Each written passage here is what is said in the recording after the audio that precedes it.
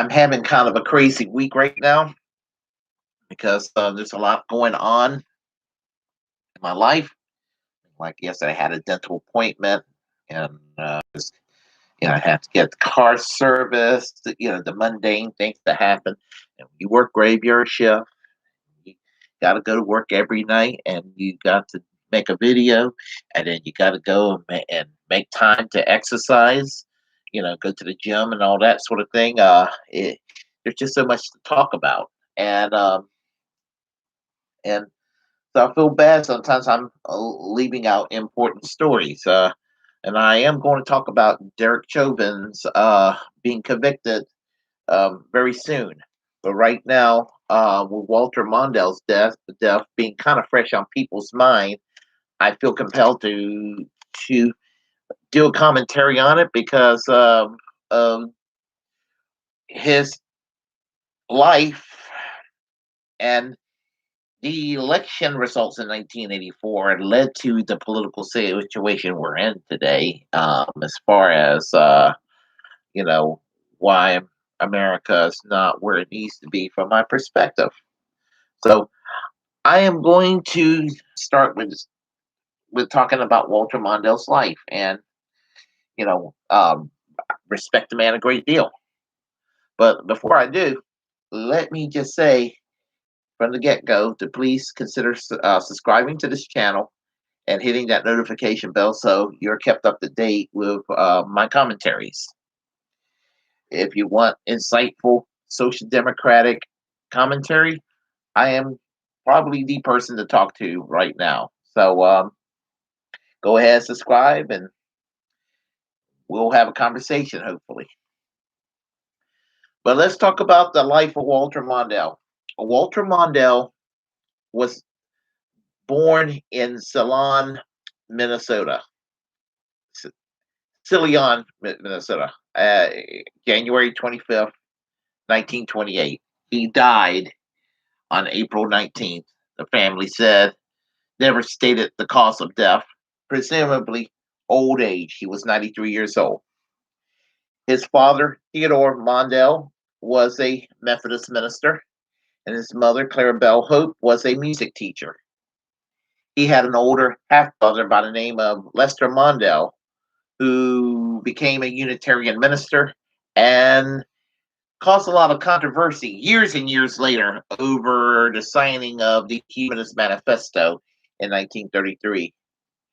Um, Walter Mondale uh, went to the University of Minnesota to study political science, and that's what he majored in. He served in the Korean War as a U.S. Army corporal, and from 1960 to 1964, he was the Attorney General for the state of Minnesota. When Hubert Humphrey, the senator from Minnesota at that time, became vice president, um, Governor Karl Rovarg appointed Mondale to become Hubert Humphrey's replacement senator. And he served as a U.S. senator in pretty much the same tradition as Hubert Humphrey, being a staunch advocate of organized labor and a staunch advocate of civil rights.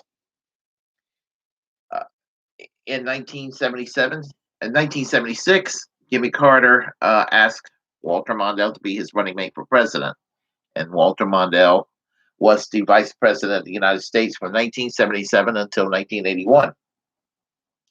He transformed the office of the vice presidency from something that was just considered a symbolic office to making it more of an activist office to assist the president. And in 1984, Walter Mondale was the Democratic nominee for president who challenged Ronald Reagan. It was a historical election for many reasons. And one was that Geraldine Ferraro, who was Walter Mondale's running mate, was the first female vice presidential candidate of a major political party. Reagan was popular in 1984 due to the fact, in my opinion, I think that when he was shot in 1981, I think there was a lot of public sympathy that came out for him. I never did personally believe that the economy was in top, top, awesome shape under Ronald Reagan, that we were living in the lap of prosperity. I never believed that. And everybody tells me I'm crazy, but I never believed that. In fact, the Reagan presidency, in many ways, kind of destroyed the middle class, and the unions started to majorly decline during the Reagan years.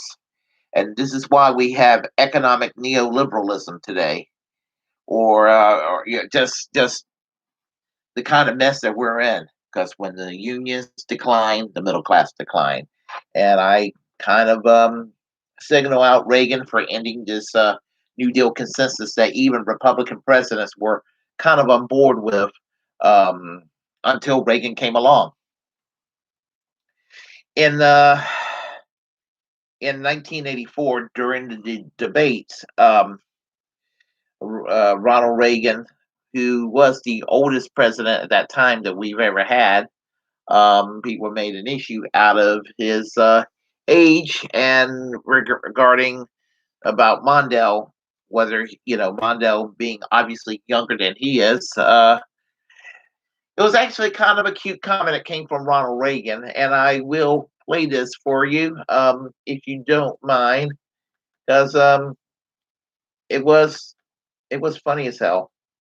So here goes. Okay, here we go. You already are the oldest president in history, and some of your staff say you were tired after your most recent encounter with Mr. Mondale. Um, I recall yet that President Kennedy had to go for days on end with very little sleep during the Cuba Missile Crisis. Is there any doubt in your mind that you would be able to function in such circumstances? Not at all, Mr. Pruitt, and I want you to know that also I will not make age an issue of this campaign. I am not going to exploit for political purposes my opponent's youth and inexperience.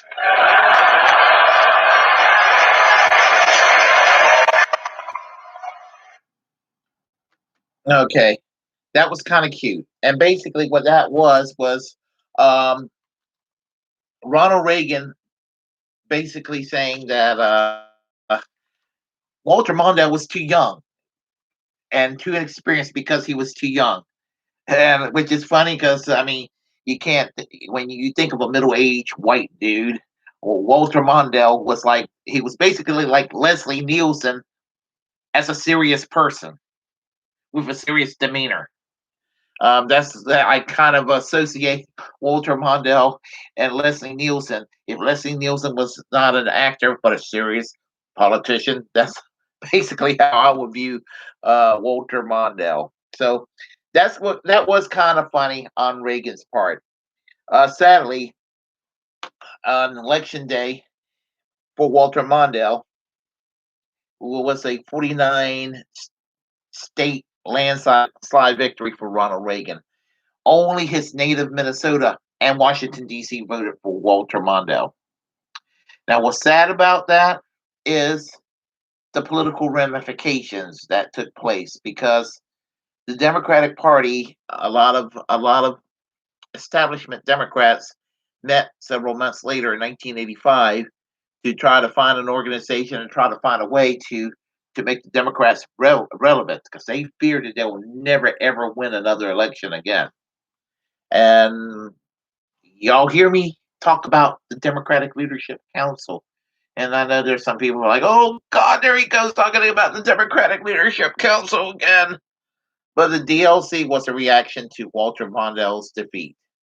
And that's where the modern day 1990s to the present uh, Democratic Party exists as a corporate entity. You hear me complain about corporate Democrats all the time. And the rise of the corporate Democrat as a concept came from the aftermath of the 1984 election. And Walter Mondale seemed like an outdated person, tied to big labor. tied to the unions, tied to this tired New Deal mindset. Ugh, ugh, ugh. It happened in Great Britain too. When Michael Foot was defeated in 1983, the Labour Party decided to water down their socialism with Neil Kinnock and outright get rid of it when Tony Blair came along. In the same way that Bill Clinton outright pushed New Deal liberalism to the what he would want to say as the dust heap of history. Well, in that regard, I look at Walter Mondale and like, no, I'd rather have Walter Mondale than to have a Bill Clinton. And because what Bill Clinton did was to carry on the Reagan legacy, and Walter Mondale would not have done that. Now, Walter Mondale was very honest, and he said that Reagan will raise your taxes. So would he.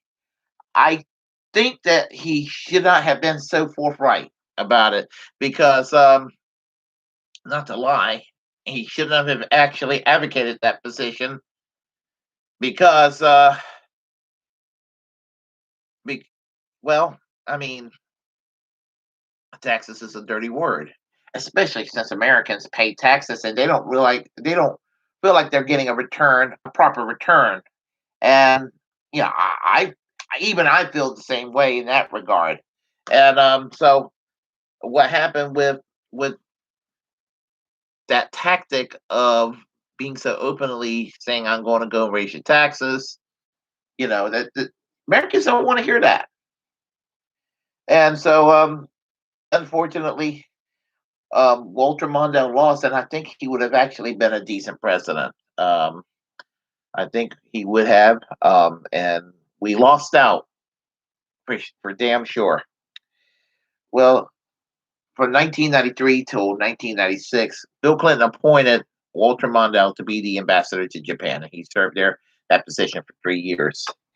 In 2002, Senator Paul Wellstone, who was an awesome U.S. senator, by the way, died in a plane crash.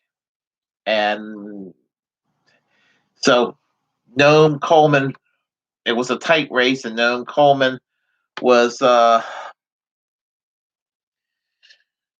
to not have an opponent at that point. But they decided to have Walter Mondale to be the Democratic nominee, Democratic former Labor Party in Minnesota. And unfortunately, that 2002 midterms, the Republicans gained seats in the U.S. House and the U.S. Senate, and it was a landslide like you couldn't believe. And Walter Mondale just was not able to get elected to the U.S. Senate that year. And so there you have it. But as I said, Walter Mondale was a decent man, and I think that we're at a loss with no more Walter Mondale. One of my friends from the Socialist Party USA, Catherine Ann McCloskey, told me that there were people that felt like the Mondale campaign that maybe perhaps a Labor Party was realized with the Democrats that year. We were on our way to having finally a Labor Party in this country. It would still be called the Democrats, but it would have been the Labor Party that the Social Democrats and the Socialists have desired. Unfortunately, it didn't take place. And we still do not have a Labor Party in the year 2020. Sad. If you like what you heard, press like and comment. If you disagree, comment anyway. We'll have a conversation. Feel free to share content on this channel. That's the First Amendment absolutist. It's my duty to inform you that if you have a platform, utilize it because we're the muckrakers of our time. And most importantly, as I said in the beginning, hit that subscribe button, hit that notification bell so you're kept up to date.